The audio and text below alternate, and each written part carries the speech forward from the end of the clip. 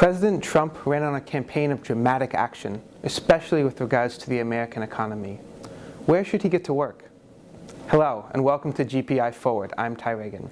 Joining me, Paolo von Schirach, President of the Global Policy Institute and editor of the Schirach Report.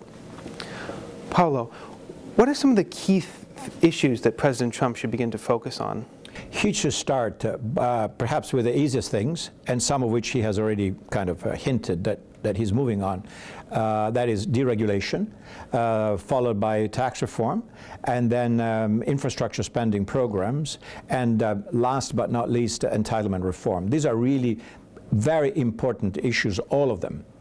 So starting with something that the President has already begun to tackle a little bit, why is deregulation so important? Well, again, it's not that it is easy, but compared to the other items on the list, probably a little easier, because excessive regulation has strangled American businesses, in particular small businesses, so much so that compliance issues and a variety of registrations and licenses and what have you, which are imposed at multiple levels, that is, by the way, not just a federal level, even at the local and state level, mean in practical terms that there are fewer new businesses in America that are created than old businesses that are closed down. And that's a very bad trend if it continues. So what about tax reform? Does that play into this business trend that we've... Absolutely. The two kind of go together because, again, tax reform really means creating incentives for people to go into business. Of course, everybody's got to pay taxes, needless to say, some taxes,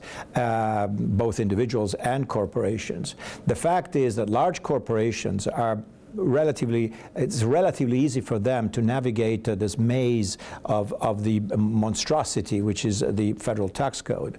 But for medium and small businesses, it's much more burdensome. It's more complicated. Tax rates are too high. America has the highest corporate tax rate in the world, in the industrialized world, which is really shocking since we are the bastion of free enterprise and all that.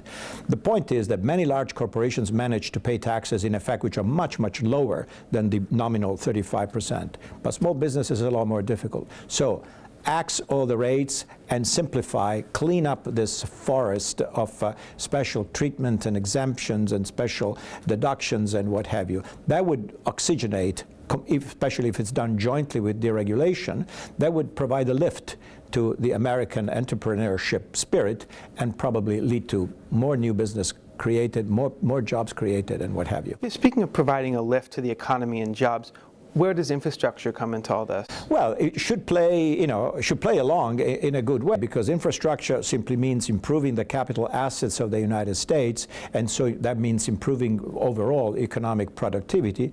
Along the lines, you also create jobs, because big projects need people, contractors, that means material suppliers, what have you, and people who actually do the job. By definition, construction jobs are always temporary, but if you create a large national pipeline of large projects, that means contractors can be employed, re-employed, and what have you. The problem is that in part because of excessive regulation, it's extremely difficult to get even large infrastructure projects going. So that's a good thing to do, but don't expect any miracles. Cleaning up regulations, the tax code, and getting started on infrastructure seem like real, possible, and doable things, if large, that the President should begin to get to work on to start fulfilling some of his campaign promises. Thank you for joining us. For GPI Forward, I'm Ty Reagan. Please subscribe to our YouTube channel for more videos.